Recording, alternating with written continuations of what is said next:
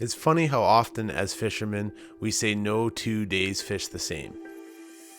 Yet we still find ourselves chasing yesterday's reports, yesterday's bait, and where the fish were, hoping the pattern holds. Day 1 in Bamfield was windy, and the waves were rolling, but Bish had a plan. We found bait, we worked contour lines, and dialed in a solid pattern that put fish in the boat. But if there's one thing every angler knows, it's that no 2 days ever fish the same. Day 2 brought change. The bait was gone. Even though conditions looked similar, the ocean kept us guessing. But Bish knows these waters and he knew how to pivot. This is where you separate the hopeful from the experienced. Stick around as we hunt down the next bite. Welcome back to the Guide's Guide. Bamfield Day 2 starts now. Day 2 in Bamfield. Weather again has cooperated. It was pouring this morning. It was pouring last night and all morning. And the second we stood on the boat, it stopped. So, good sign. Bish brought a buddy with him today, Russell. He might be on camera once or twice. If you guys see him, that's who that is. Our kayak angling buddy from California. Yeah, there's his kayak right there. Thing is a beast.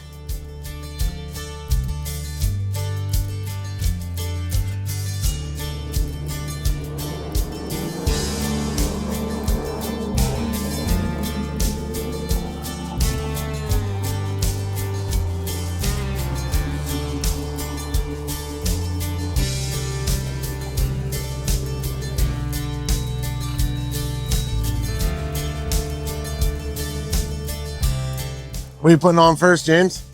Well, under strict instructions to start off with the chartreuse flasher and the sexy 69. Nice. Like we did yesterday. Bish's favorite setup.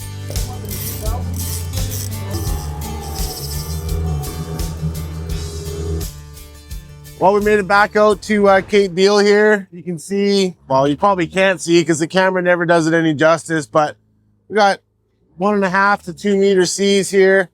Heading offshore is probably not going to be all that realistic for Hallies. So we're going to drop in here and see what we can find for salmon.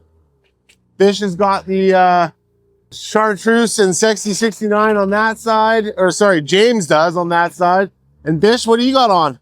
Chartreuse with the 𝗂𝗏𝗯𝗲. Awesome. We're trolling up here towards the outside of 𝗪𝗏𝗏𝗏, and then we're going to hook a Yui, go back down with it, that following sea. And I think that's where we're going to hit a fish because that's what we did yesterday. It's looking like similar conditions for that. Bish was saying there's not as much bait on the sounder as there was yesterday, but that doesn't mean the fish aren't around. So I think once we turn, we'll see what's really here. Yeah, that deeper rod too, that 99 seemed to do pretty well, but 88 hit a couple times yesterday too. So How deep's the water we're in? 116, so suspended off the bottom. It's pretty, there's a lot of structure in here, so fishing suspended is the way to go. You don't want to be dragging bottom too hard. You're going to lose some cannonballs. We trolled down. Sounds like you want to do one more tack back up to see what's cooking, but we're not seeing much on the sounder. What are you thinking, Bish? Yeah, it doesn't look good. It's not like it was yesterday. So Okay. I'm just going to finish the bottom end of this tack. I'm going to spin around and head back up. And if we don't hit a fish, we're going to head over to the broken group because no bait, no fish. That's how it generally goes. And that's what we're seeing right now. So we're trying. I'm going to go to the back end of this tack and see if I can find something. If I can't, we're going to have to move. On day 1, we worked the deeper water off of 𝗪𝗏𝗏𝗏 and trolled towards Bamfield. But that strategy didn't pay dividends today. Just as we were about to make a move, Bish made the call to swing inside to shallower water and tack back out. And that's when we hooked our first fish. There we go. That's on the 𝗂𝗏𝗏𝗏 and the chartreuse flasher. Whoa. I want to get him turned here. Yeah, he's just taking a couple runs, trying to get him turned. Doesn't want to come towards us. Here he comes. Yeah, if I start reeling really fast and Bish notices the line getting slack, he'll rev that motor up just to give me some tension. The nice thing about these West Coast fish is that you get them in such shallow water, even though they might be small, they fight like hell. Point them right up, buddy. There we go. Nice fish, guys. Good work, boys. There we go. That's a lot better. Sorry. Oh, you're good. Nice. Bish just came in the boat there. Bish did a great job netting it for me in these conditions. We did bend the hook a little bit, so we'll get that bent back. A little bit more. Nice and straight, and then I'll just bend it out just slightly. Just like that. So it has a tiny little curve to it, if you can see that right there.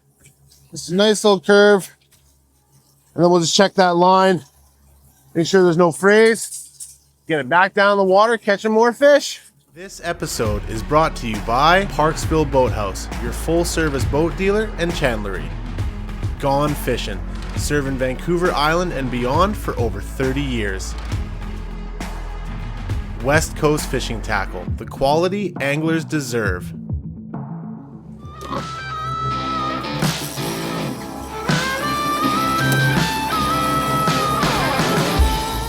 Okay, so we're starboard side of the boat here. That Aquaman is putting on a show today. Been into 4 fish so far. This has hit 3 of them. This guy we didn't think was very big because he didn't pop out of the clip. And then as soon as he came out of the clip, he took off.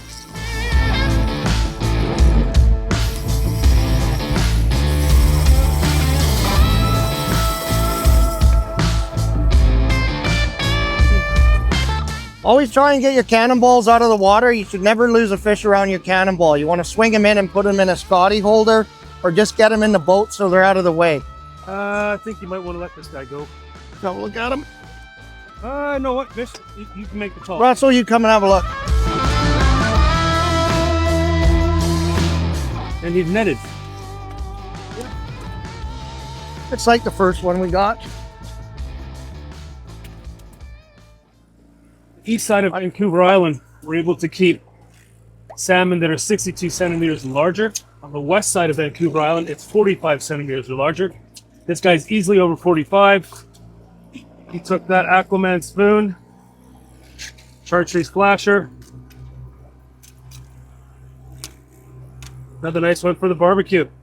Fish, we got some challenging conditions here. We got a bit of a wash happening. We've got tide going one way, we've got waves coming the other.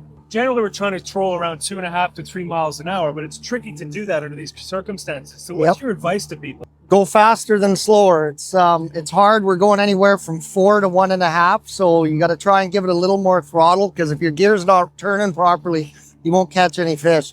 You want to try and keep it around 3, but it's really hard to do in this. So I tend to go a little bit faster to make sure I maintain my speed. So always you're on the side of a little bit faster as opposed to slower. That's yeah, in my opinion, absolutely.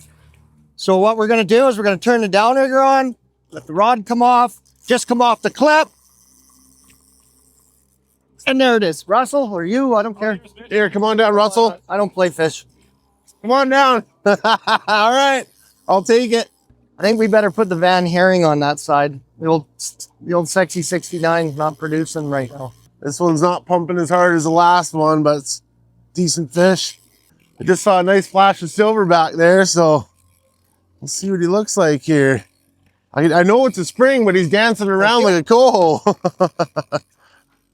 That's decent fish for sure. Good fish. Nice one, boys. Yeah, same kind of caliber, maybe a little bit bigger than the last A one. little bit bigger. That's Aquaman right there. What a beauty spoon. There's a really nice spring, wild, beautiful silver colors on them. That Aquaman's got that nice dark blue and that green in there, matching it just perfect. Well, pretty darn good morning we had here. We got, we hooked into 4, didn't we? Yeah. Yeah, got 3. Yeah. And still a little snotty out, although it does seem to be sort of laying down, even though the rollers are coming through. But we're going to head back to the dock, show you guys a couple of secret tricks that Bish uses for bait later on in the season. And we'll see you back at the dock. Sounds good.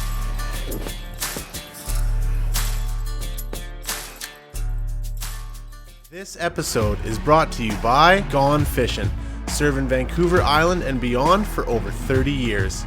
West Coast Fishing Tackle, the quality anglers deserve. Parksville Boathouse, your full-service boat dealer and chandlery.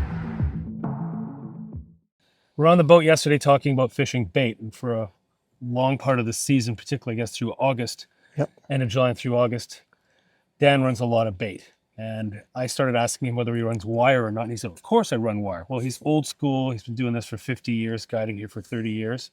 And there's a real art form to hooking your bait up with wire. You'll notice on your teaser head that there are 2 little holes here. And you may have wondered what those little holes are for. Well, they're for putting a piece of wire like this in that he's now going to feed into his anchovy to get the perfect roll. So you want to start just behind the gill plate. Slide it right down the bone.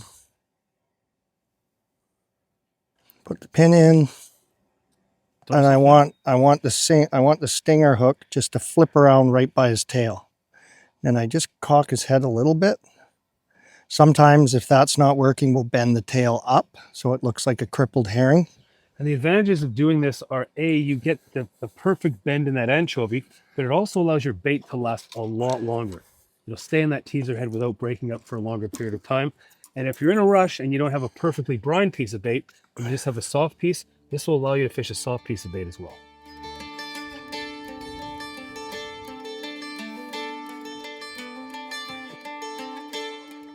Thank you very much for taking us out. It was really awesome. Thanks, man. Really appreciate it. Yeah.